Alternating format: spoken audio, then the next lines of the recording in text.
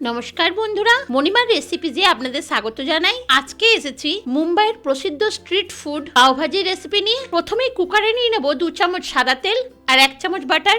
এবার 10-12 কোয়া রসুন আমি কুচিয়ে নিয়েছি, সেটা দিয়ে দেবো। কুচনো রসুনগুলো হালকা ভেজে নেব। পাওভাজিতে বাটারটা মাস্ট, তাই বন্ধুরা বাটারটা দেওয়ার চেষ্টা করবেন। আমি 2টো পেঁয়াজ আর 4টে কাঁচা লঙ্কা কুচিয়ে নিয়েছি, সেগুলো দিয়ে দেবো। পেঁয়াজটা খুব বেশি ভাজা যাবে না। বন্ধুরা, তেল আর বাটার দেওয়ার পর জিরে দিতে ভুলে যাওয়ায় আমি এখন জিরেটা দিয়ে দিলাম আর পেঁয়াজের সঙ্গে ভেজে নেব। দেবো অল্প হলুদ গুঁড়ো আর কাশ্মীরি লঙ্কার গুঁড়ো। হলুদ আর লঙ্কার গুঁড়ো তেলের সঙ্গে ভেজে নিলে রংটা অনেকখানি বেটার আসবে, তাই আমি পেঁয়াজের সঙ্গে ভেজে নিলাম। এবার দেবো গ্রেট করা আদা। আদাটাও সব কিছুর সঙ্গে ভেজে নিয়ে আদার কাঁচা গন্ধটা কাটিয়ে নেব।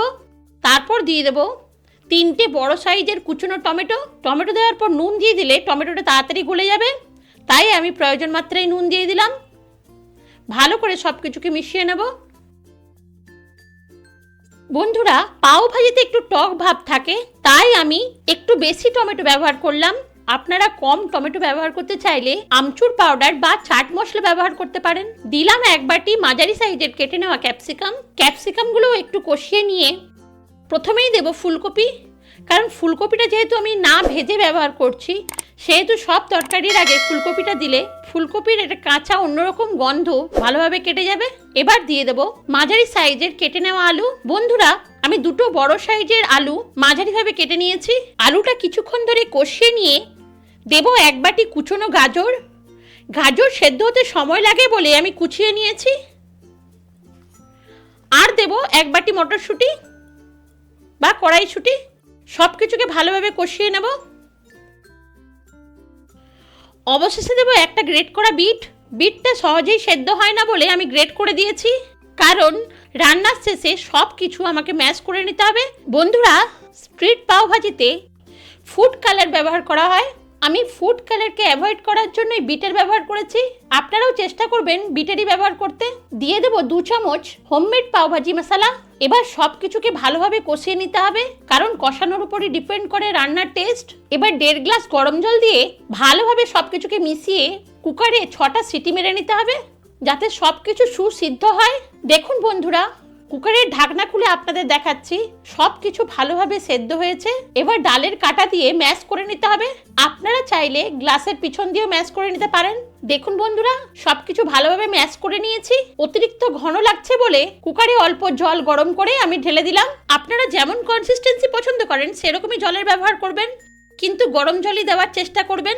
এবার ফ্রাই প্যানে নিয়ে নেব 2 চামচ বাটার। বাটারটা একটু গলে গেলে দেব অল্প হিং আর অল্প রোস্টেড কাসুরি মেথি। লো ফ্লেমে হালকা নেড়ে নিয়ে দেব 1 চামচ হোমমেড পাওভাজি মশলা। এই পাওভাজি মশলার ভিডিওটা পরের শর্টসে দিয়ে দেব, দেখে নিতে পারেন। এবার দেব অল্প কাশ্মীরি লঙ্কার গুঁড়ো। সব কিছু ভালোভাবে মিশিয়ে ভাজির মধ্যে ঢেলে দেব। এবার বন্ধুরা, লো ফ্লেমে এই ভাজিটা বসিয়ে কুচনো ধনেপাতা ছড়িয়ে 2 মিনিট রান্না করলেই পাওভাজির ভাজি রেডি। উপরে ছড়িয়ে দিলাম কুচনো ধনেপাতা।